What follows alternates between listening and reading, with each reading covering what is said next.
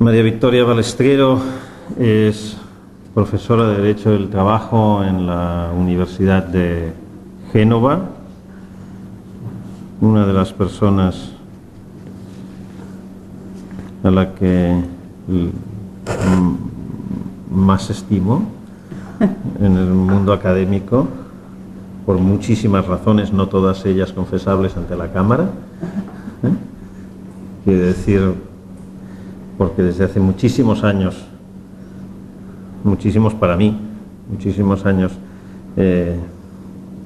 me enseñaron mucho ella y otros muchos en Génova de lo que es la carrera académica y de lo que puede ser la carrera académica con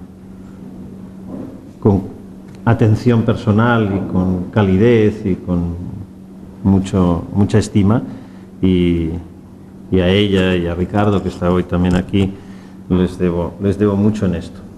Pero obviamente no es por esto que está hoy aquí, es por esto solo que le agradezco mucho y estoy muy contento también de que esté aquí, pero no es por esto que está hoy aquí, sino porque su presencia en este periodo en Cataluña permitía muy fácilmente organizar estos dos seminarios de hoy y mañana. Dos seminarios que tienen una temática en principio bastante distinta, en principio muy diversa, pero que son solo representativos de distintos intereses en la obra, distintos intereses que se pueden encontrar en la obra de María Victoria. Ella decía, es profesora catedrática de Derecho del Trabajo en la Universidad de Génova, ha sido desde el año 96 es miembro de la Comisión de Garantías para la aplicación de la ley de huelga en los servicios públicos esenciales en Italia. Casi nos podrías asesorar algo, porque esta mañana teníamos bastantes de estas cosas sobre una huelga convocada de funcionarios en España para el día 8 de junio, así que podrías ayudarnos también con estas cosas. Ha colaborado con la Comisión como experta en la Comisión Europea durante también bastantes años, 12 años, en calidad de experto, sobre la aplicación de las directivas comunitarias en materia de paridad entre hombres y mujeres en el trabajo. Así que sobre las cuestiones de paridad, y también no solo como experta en comisiones políticas, en algún sentido, asesor de comisiones de órganos públicos, sino también en cuanto a sus publicaciones, ya desde hace muchos años ha trabajado de forma abundante y creíamos que esta era una muy buena oportunidad para hablar de estos temas. Hoy la conferencia versará sobre acciones positivas y representación política. Mañana sobre un tema, como decía, muy distinto, sobre nuevos retos del derecho del trabajo, de los derechos sociales, que es en parte lo mismo y en parte no, de producto o en la era de la globalización. Sin más que agradecerte tu presencia y tu benevolencia con nosotros por este tiempo, por esta caminata anterior es el trato gironí, es decir, cansar a los ponentes antes de empezar a hablar, tenerlos con la lengua fuera, luego darles luego darles un agua caliente y ya inmediatamente empezar a discutir duramente. Pero como es un trato también que yo he aprendido en Génova, pues es el que os toca. Muchas gracias y todo tuyo. Devo accenderlo? È già acceso? È già acceso. Grazie. Eso lo Dos premisas. Antes de todo, tengo que pedir vuestra indulgencia por mi español. Mi conocimiento del castellano no me permite hacer otra cosa. Además, tengo que decir que solo me ocuparé de la representación de género. Otros asuntos igualmente importantes, como la representación política de las minorías étnicas, raciales o religiosas, quedarán afuera de mi intervención. Empezaré por una pregunta que tal vez muchos entre vosotros se ponen. ¿Por qué habla de acciones positivas de representación política un especialista del derecho laboral? Esta pregunta debería contestar Jordi Ferrer, al cual soy deudora de esta invitación, y muchas gracias, Jordi. Sin embargo, intento contestar yo misma para justificar mi presencia aquí y mi ponencia también. Pues bien, mi respuesta es muy sencilla. Cuando se habla de acciones positivas, un especialista del derecho laboral en efecto tiene algo que decir. Eso es así porque en el nivel del derecho comunitario, que hoy en día se diría europeo, domani ne parlo, el derecho comunitario, pero igualmente en el derecho estatal, el derecho laboral ha sido y continúa siendo el ámbito donde se ha desarrollado y continúa a desarrollarse la regulación contra la discriminación. Desde la discriminación sindical, que es el primer ejemplo, hasta la discriminación de género, que es el arquetipo de las nuevas normas antidiscriminatorias que regulan igualmente hoy en día la discriminación basada sobre otros factores: nacionalidad, religión, idioma, raza, convicciones y condiciones personales. El derecho laboral ha sido y continúa siendo uno de los más importantes laboratorios del derecho desigual, así como del estudio y de la crítica de sus técnicas. En Italia, así como en otros países, las acciones positivas han nacido dentro del derecho laboral y allí han sido precedidas, acompañadas y seguidas por un debate intenso que solo enseguida se ha extendido en otros sectores, sobre todo en el derecho constitucional. Bueno, yo he tenido muchas ocasiones, como yo decía, en el ámbito del derecho laboral de ocuparme de acciones positivas, discutiendo de su legitimidad a la luz del principio de igualdad. Nunca he trabajado directamente sobre la representación política, pero esto no significa que el tema se quede afuera de mis intereses. Entonces, de esto voy a hablar, pero siendo consciente que no diré cosas muy originales. Si uno se pregunta por qué se discute sobre la representación política de las mujeres, o mejor dicho, del género femenino, la respuesta que le parece natural a una mujer italiana, pero a mujeres de otros países también, incluso Alemania, de Angela Merkel, es que las mujeres elegidas en nuestro parlamento son pocas, así como son pocas las mujeres que ocupan posiciones institucionales relevantes.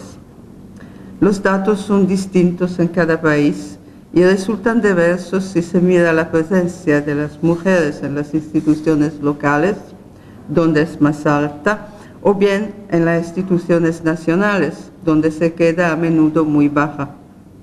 Hay varias razones de esto. Una de las más conocidas es el hecho que una campaña electoral exige mucho tiempo y muchos recursos económicos.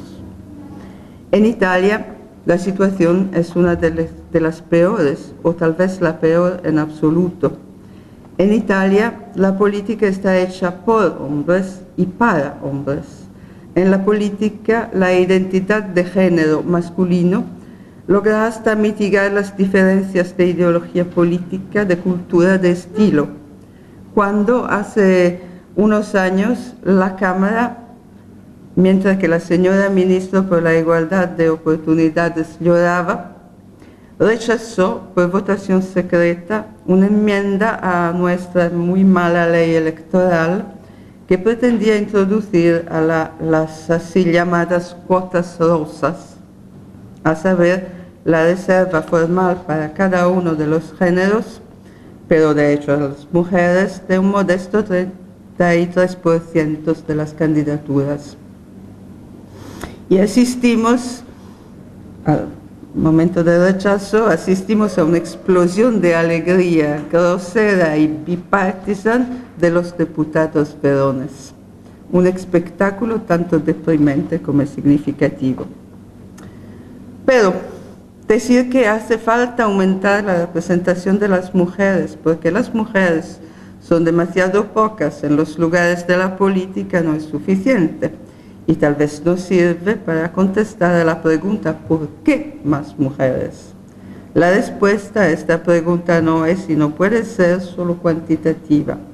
La respuesta tiene que ser cualitativa, es decir, tiene que versar no sobre el número, sino sobre la cualidad de los representantes. Para responder, entonces, hace falta disolver un nudo que se podría formular por medio de otra pregunta. ¿Quién representa a quién? Dicho de otra forma, ¿es que las mujeres representan el género femenino? ¿O bien la representación política queda de todos modos general, independientemente del género del representante? En ambos casos, la cantidad de los representantes es relevante, pero en el primer caso lo es mucho más que en segundo. Sobre esto, sin embargo, volveré enseguida intentando decir algo de más preciso. No voy a contestar a esta pregunta haciendo filosofía, que no es mi oficio. En cambio, intentaré contestar, como normalmente lo hacen los juristas, por medio de un breve análisis crítico sobre dos fallos del Tribunal Constitucional italiano que diseñan un camino argumentativo que me parece puede contribuir a esclarecer unos puntos centrales de la discusión sobre la representación política de género. En la decisión de 1995, el Tribunal Constitucional italiano ha declarado la inconstitucionalidad de todas las disposiciones legislativas que aseguraban a los candidatos de cada sexo al menos un tercio de las candidaturas en las listas electorales, en el ámbito de un juicio que versaba sobre la ley de 1993, artículo 5. De la invalidación de esta disposición, el tribunal ha derivado también la invalidación de todas las disposiciones que estipulaban reserva de candidatos en razón de su sexo, en particular la ley de 1993, que para la elección parcial con método proporcional de la Cámara de Diputados establecía la obligación de alternar hombres y mujeres en las listas de candidatos. De esta forma, el tribunal destruyó la primera tentativa en Italia de abrir la legislación electoral a la idea de igualdad de oportunidades. La argumentación del tribunal puede dividirse en dos partes. La primera parte es relativa al objetivo de la reserva de candidatos en razón de su sexo, que el tribunal define como acción positiva, result-oriented, orientada al resultado, y por esto inconstitucional. Entre las acciones positivas legítimas, cita, deben comprenderse aquellas medidas que, en varias formas, ha adoptado el legislador para promover la consecución de una situación de igualdad de oportunidades entre los sexos. Estas medidas, prosigue el tribunal, han sido juzgadas, juzgadas favorablemente por el tribunal cuando estaban, cita, dirigidas a promover la igualdad en los puntos de partida y a producir una igual dignidad social. Hasta aquí todo déjà vu, ya conocido. El Tribunal Constitucional dice lo mismo que el Tribunal de Justicia de la Unión Europea en el fallo Calanque del mismo año. Lo nuevo llega inmediatamente después, en la segunda parte de la argumentación, allí donde el tribunal afirma que tales medidas intencionalmente desiguales, cita, pueden ciertamente adoptarse para compensar y remover desigualdades materiales entre los individuos, como presupuesto del pleno ejercicio de los derechos fundamentales, pero no pueden por el contrario, incidir directamente en el contenido propio de esos mismos derechos, rigurosamente garantizados en igual medida a todos los ciudadanos en cuanto tales. De manera que toda diferenciación por razón de sexo no puede no parecer objetivamente discriminatoria al disminuir por algunos ciudadanos el contenido concreto de un derecho fundamental en favor de otros pertenecientes a un grupo que se considera desaventajado. En este caso, el grupo de hecho desaventajado son las mujeres. De hecho, afirma el tribunal, la disposición, si bien formulada de modo neutro, ha sido propuesta y votada con la declarada finalidad de asegurar a las mujeres una reserva de puestos en las listas de los candidatos. Según la intención del legislador, por lo tanto, la norma tendía a configurar una suerte de acción positiva dirigida a favorecer la consecución de una paridad no solo formal, sino también sustancial entre los dos sexos en el acceso a los cargos públicos electivos. Entonces, la decisión tiene un objeto principal, a saber, la compatibilidad de la cuota de candidaturas reservadas a las mujeres, que de hecho están menos representadas en las asambleas selectivas, porque de hecho también están menos representadas en las listas, con el principio del artículo 51, apartado 1 de la Constitución, según el cual todos los ciudadanos de uno u otro sexo pueden acceder a los cargos selectivos en condiciones de igualdad, según los requisitos establecidos por la ley. Como diré enseguida, precisamente para superar las dificultades nacidas de esta decisión, en 2003 otro enunciado ha sido añadido al mismo artículo. A tal fin, dice el nuevo apartado, a tal fin la República promueve por disposiciones específicas la paridad entre hombres y mujeres. Hay una consideración preliminar que afecta precisamente a la invocación del artículo 51.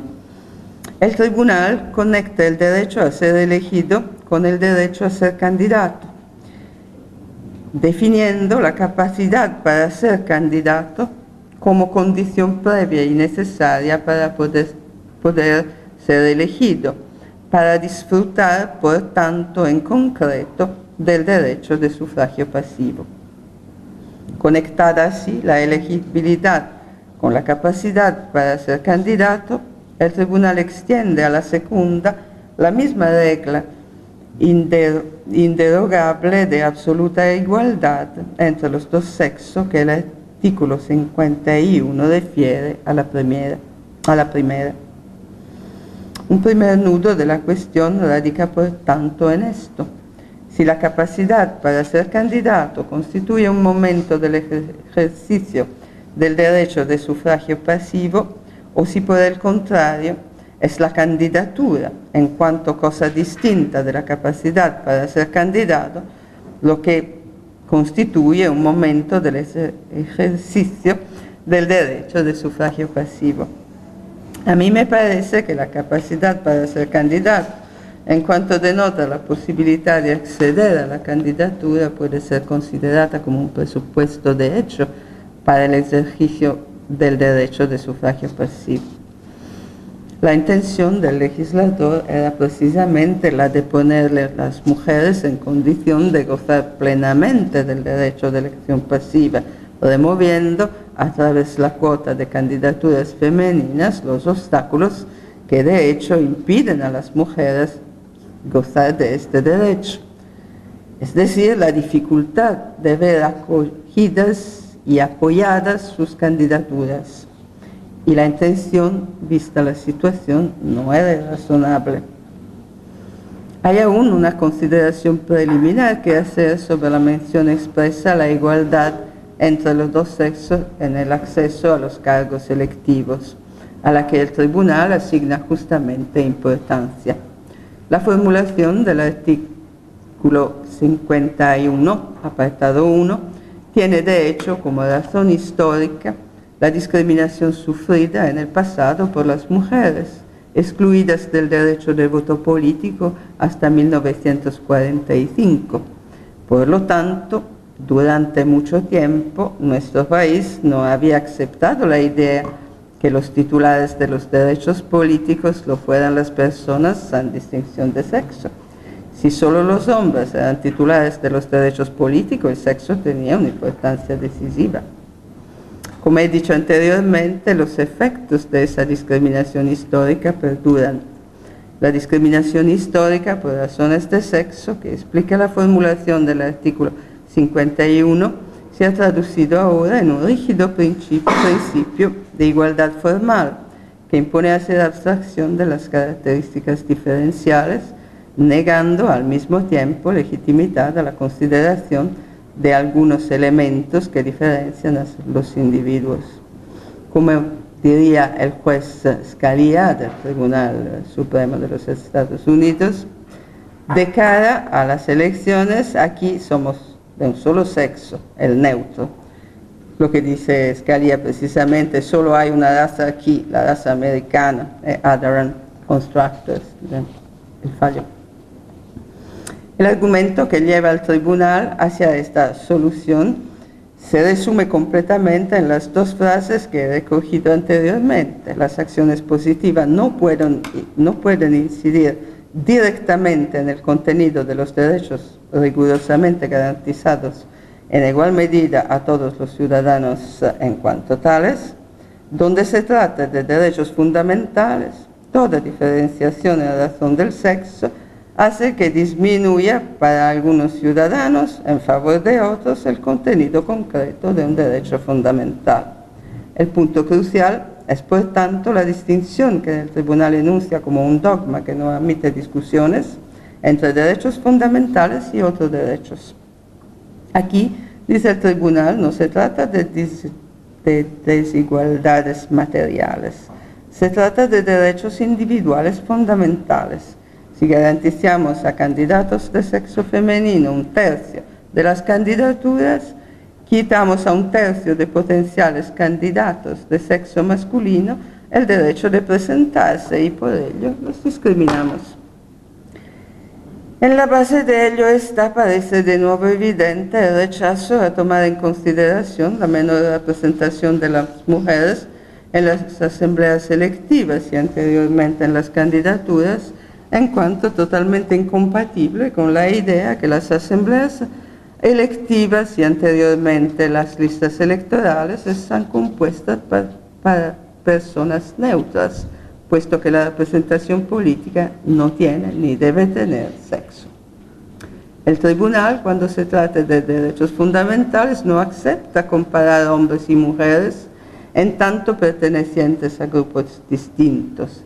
Si la comparación tiene que ser entre individuos neutros, la ventaja atribuida a uno por su sexo se vuelve en una discriminación del otro precisamente por su sexo. El tribunal entonces considera a todos los candidatos personas sin sexo y el sexo de los candidatos es algo contingente que no debe tener relevancia. Sin embargo, la cuestión fundamental es precisamente esta. Según la Constitución, los derechos políticos son derechos del citoyen, en tanto individuo neutro, o bien la Constitución permite de tener en cuenta la pertenencia de los individuos a grupos de hecho desfavorecidos cuando se trate del goce pleno de los derechos políticos. 8 años después, el tribunal brinda una nueva respuesta a esta pregunta. Se trataba esta vez de una ley regional autonómica, la cual establece que cada lista de candidatos para la elección del Consejo Regional tiene que prever la presencia de candidatos de ambos sexos bajo la pena de invalidez de la propia lista. En 2003, sin embargo, hay elementos nuevos para la decisión del tribunal. El Parlamento está aprobando la enmienda al artículo 51, que, como he dicho, establece que la República promueve por disposiciones específicas la paridad entre hombres y mujeres. Hay también una nueva disposición constitucional de 2001 que atribuye a las leyes regionales la tarea de promover la igualdad entre hombres y mujeres en el acceso a los cargos públicos electivos. La Carta de los Derechos Fundamentales de la Unión Europea, que en 2003 todavía no es vinculante, pero empieza a ser utilizada de hecho incluso por los jueces nacionales, establece en su artículo 23 que la paridad entre hombres y mujeres no excluye la atribución de ventajas específicas al género menos representado. Hay aquí no es solo una puerta abierta para las acciones positivas, sino también la idea que la realización de la igualdad de trato puede requerir medidas específicas de ventaja para obtener una representación del género al menos tendencialmente igual, incluso en las posiciones profesionales. El Tribunal Constitucional italiano está consciente de estos cambios, pero el razonamiento con el cual llega a afirmar la constitucionalidad de la ley regional en cuestión, dejando y casi volcando su decisión precedente, evita, como es natural, cualquier referencia a la próxima enmienda del artículo 51. Según el tribunal, la ley regional hace referencia a ambos sexos y solo a la formación de las listas electorales, entonces a las candidaturas, y entonces no viola ni el principio de igualdad ni el principio de acceso a los cargos electivos sin distinción de sexo. Tampoco instituye un vínculo entre electores y elegidos, lo que violaría el principio de unidad de la representación política. Lo que aparece como un vuelco de la decisión precedente, en efecto, no lo es, porque el tribunal no ha cambiado su idea sobre la cuestión central, a saber, el carácter neutro unitario de la representación política. Solo ha cambiado el objeto de su argumento. Las medidas que reservan a cada género una cuota de candidaturas no son más acciones positivas, sino medidas legítimas para reequilibrar los puntos de partida, y entonces la ley puede preverlas. Se observa que en la decisión precedente, en cambio, el tribunal había decidido que la ley no puede hacer esto, solo los partidos políticos pueden hacerlo autónomamente.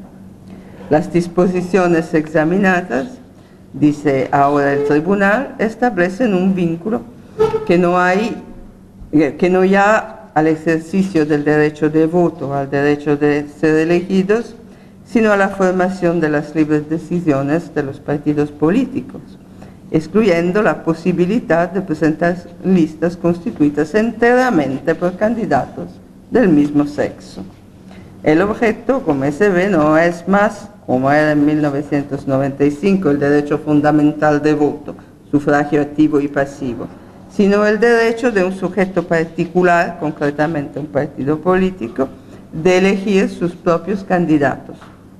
Derecho este último que tiene que tener en cuenta el principio de no discriminación por razones de sexo, así como las reglas sobre iguales oportunidades. Exponer las argumentaciones del Tribunal Constitucional italiano me ha parecido útil para poner de relieve los que considero los nudos centrales en los argumentos contra la legitimidad de las acciones positivas y para dedicar a ellos algunas consideraciones conclusivas. Lo iré tratando todavía muy brevemente dos cuestiones. La primera es la siguiente: ¿qué es una acción positiva y cuál puede ser su objetivo? Y la segunda cuestión es: un trato preferencial cuyo objetivo sea una adecuada representación política del género femenino puede ser considerada una acción positiva. Esta segunda cuestión, sobre la cual voy a decir algo en las conclusiones, implica una respuesta también a otra cuestión implícita, la cuestión de si el género femenino constituye o no un grupo, en particular un grupo desfavorecido. La doctrina distingue generalmente dos modelos de acción positiva que responden a objetivos distintos. Algunos objetivos corresponden a la visión tradicional de la acción positiva como remedio a los efectos desfavorables persistentes de discriminación pasadas, acción positivas de tipo indemnizatorio. Otros objetivos, en cambio, tienen carácter promocional. En el sector laboral son acciones positivas del primer tipo las medidas dirigidas a eliminar la desigualdad de hecho que afecta a las mujeres en la orientación y en la formación, en la promoción profesional y de carrera, o bien en el trato económico. Pertenecen al modelo promocional las acciones positivas dirigidas a favorecer la realización de los resultados de igualdad efectiva, incluso por medio de la previsión de cuotas. El objetivo es el de romper para el futuro la segregación sexual en la orientación, en la formación profesional, que es una concausa general de las menores oportunidades de trabajo y de carrera que afectan en general el trabajo femenino. La legitimidad de las acciones positivas promocionales y de las cuotas en particular, como se sabe, es controvertida, y la discusión implica también el principio de igualdad y entonces cuál sea el objetivo legítimo de las acciones positivas. Por lo que concerne el principio de igualdad, a mí me parece que se puede hablar de igualdad en sentidos distintos, con referencia a principios distintos, aunque relacionados entre sí y no opuestos. En resumen, la cuestión es si el principio de igualdad tiene que ser necesariamente entendido en su dimensión clásica de igualdad entre los individuos, con prescindencia de cualquier factor diferencial de su identidad personal. Esta es la igualdad en el sentido formal, o bien si en el derecho constitucional de los países democráticos la igualdad tiene un significado más amplio. Se debe o no admitir al lado del primer principio de dimensión individual y conscientemente ciego frente a las diferencias, otro principio de igualdad consciente precisamente de las diferencias que el primer principio desconoce. Si el primer principio, igualdad en sentido formal, tiene solo una dimensión individual, el segundo principio, igualdad sustantiva, como se suele decir, aunque sería mejor hablar de igualdad tendencial y dinámica, tiene en cambio una dimensión colectiva, en el sentido que tiene en cuenta factores de diferenciación que dependen de la situación de los individuos. Y esta situación está conectada con la identidad de género individual y colectiva en el mismo tiempo, con la posición social, con la identidad cultural, con el hecho de pertenecer a grupos, minorías étnicas, etc. La igualdad sustantiva legitima aquellas disposiciones de derecho desigual que, tomando directamente en cuenta estos factores, tratan de forma distinta al fin de tratar de forma igual.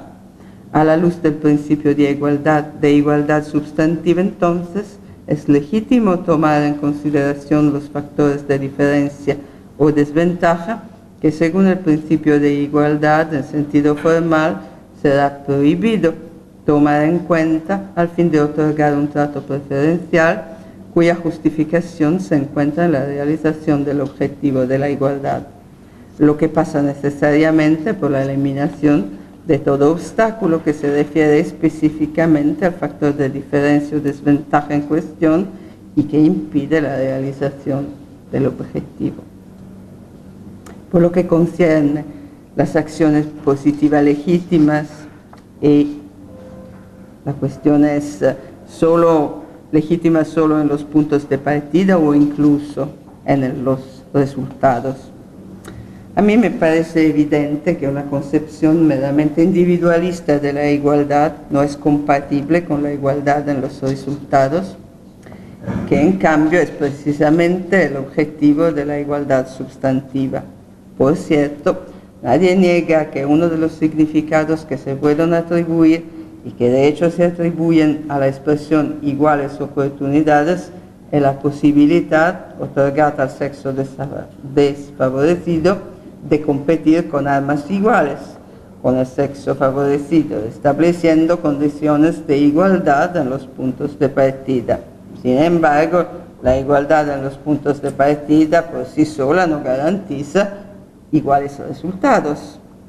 Lo admite expresamente el Tribunal Europeo en el fallo Marshall, cuando afirma que el hecho que los candidatos a una posición profesional de sexo distinto tengan iguales clasificaciones no implica por sí solo que ellos tengan iguales oportunidades. Y incluso el Tribunal Supremo Americano en el fallo Gratter de 2003 llega implícitamente a la misma conclusión, es decir, una igualdad limitada a los puntos de partida oscurece totalmente el objetivo de la igualdad sustantiva. Ambos tribunales identifican este objetivo en la realización de la igual representación de los dos sexos o de la representación adecuada de la minoría desfavorecida. La legitimidad de las acciones positivas promocionales y de las cuotas en particular ha sido finalmente admitida, no sin dificultad, por el Tribunal de Justicia de la Unión Europea a partir del fallo Marshall.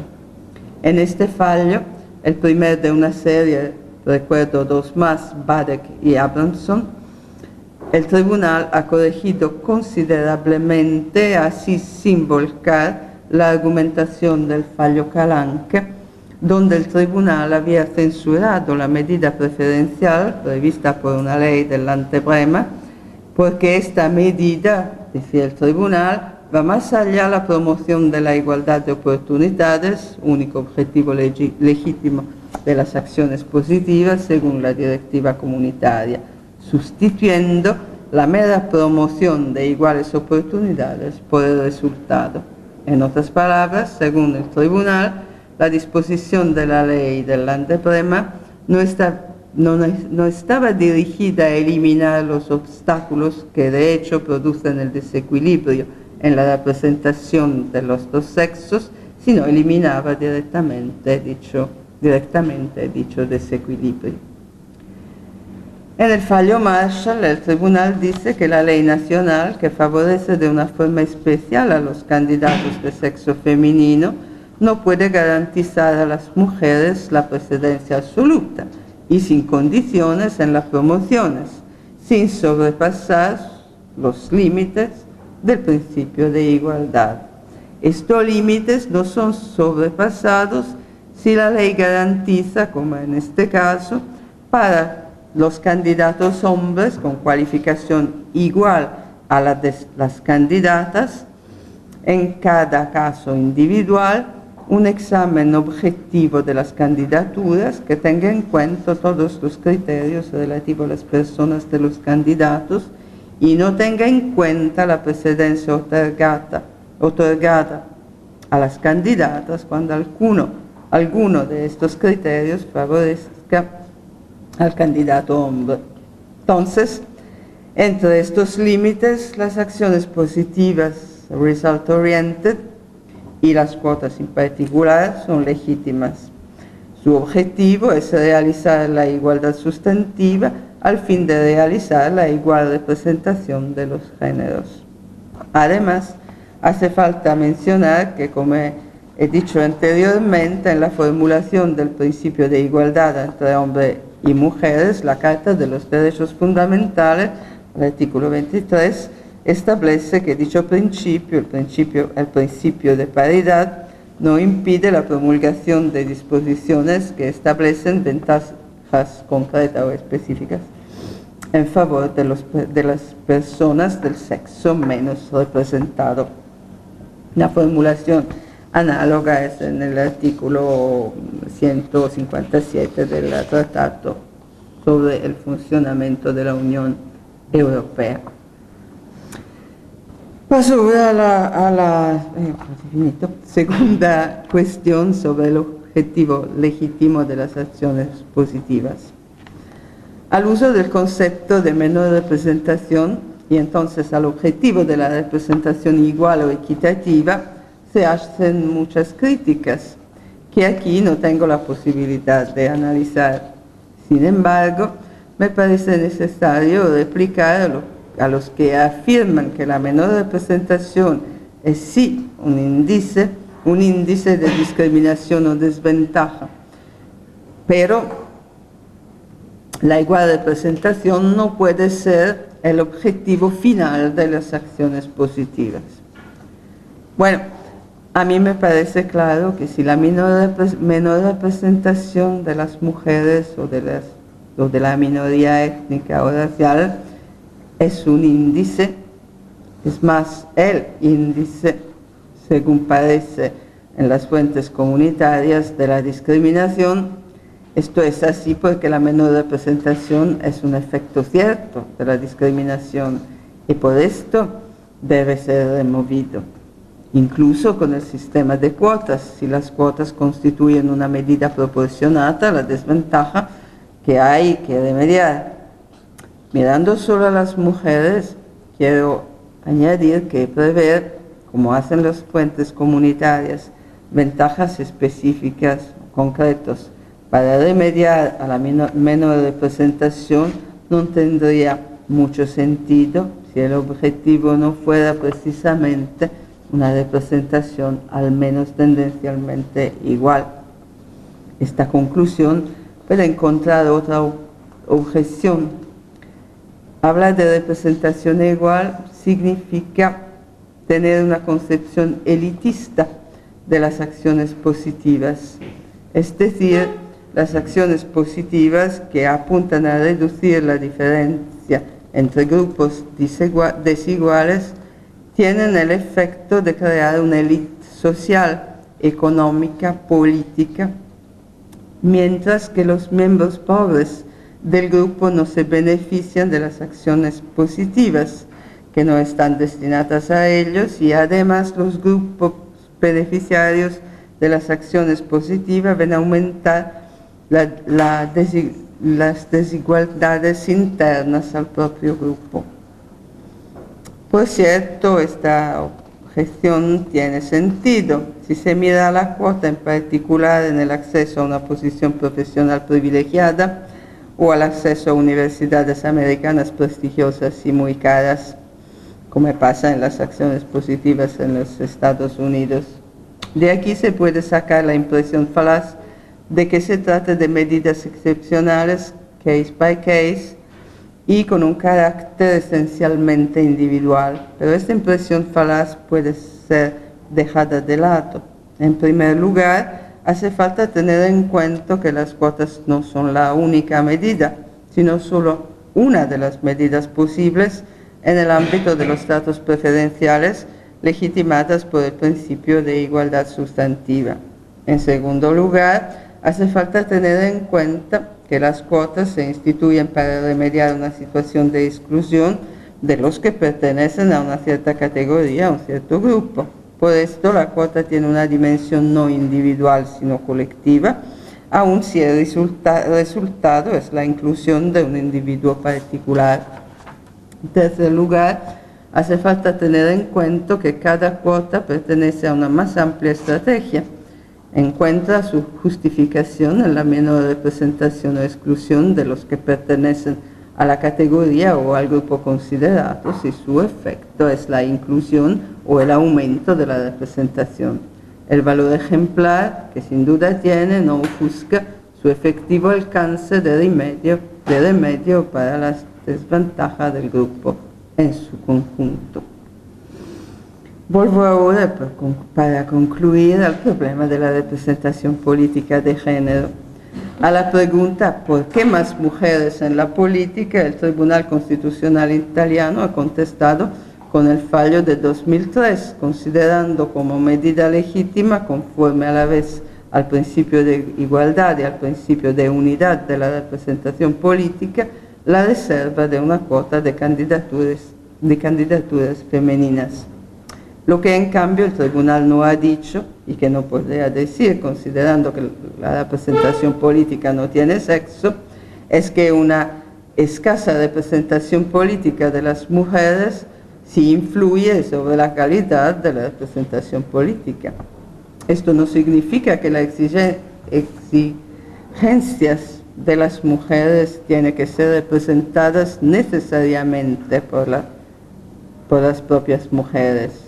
Tampoco significa que exista un interés femenino bien definido, aunque por cierto existen intereses que son más importantes para las mujeres que para los hombres. Lo que significa es que la presencia de un número más alto de mujeres en los lugares de la política, asambleas electivas e instituciones, es un factor de enriquecimiento y de cambio de la política.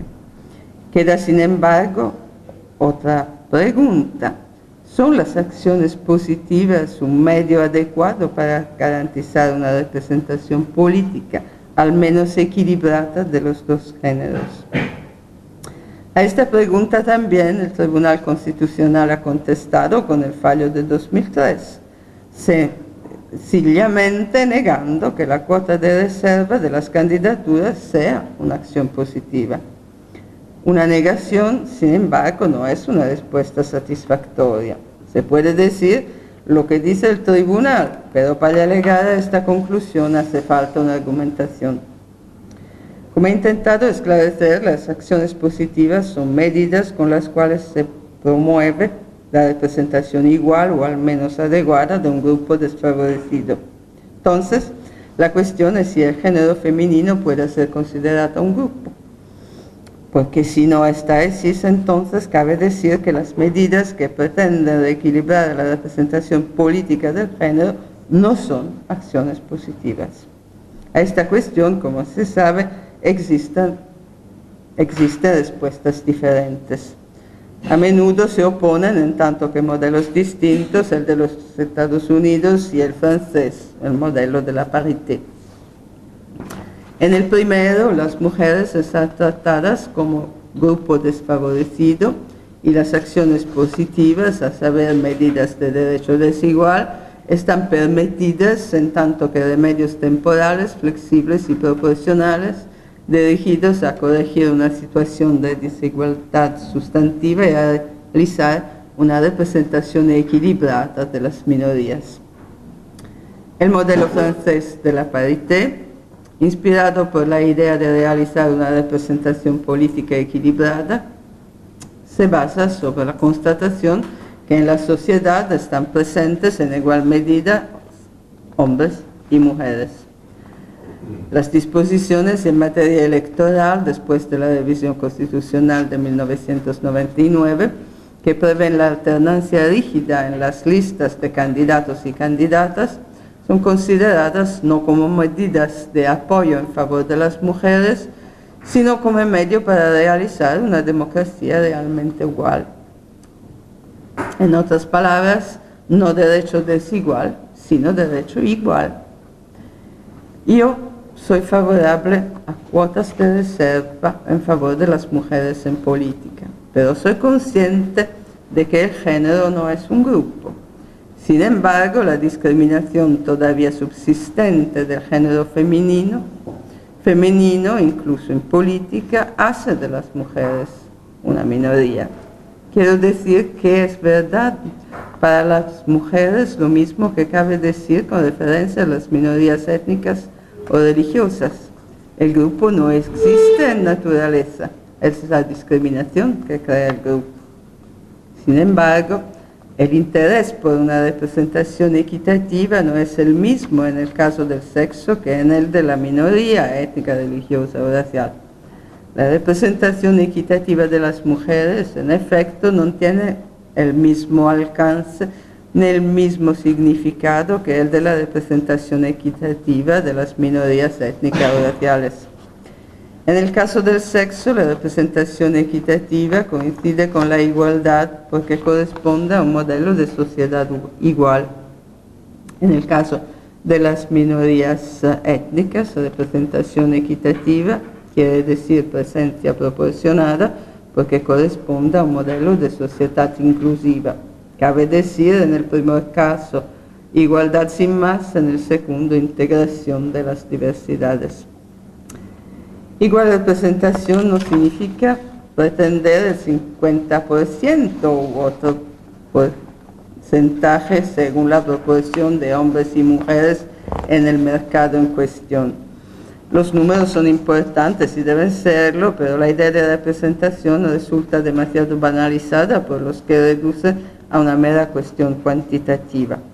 La idea de representación concierne la plena participación de los dos sexos a la distribución de derechos, deberes, responsabilidades, oportunidades y recursos. Igual representación no significa que las mujeres deben ser hombres como los otros.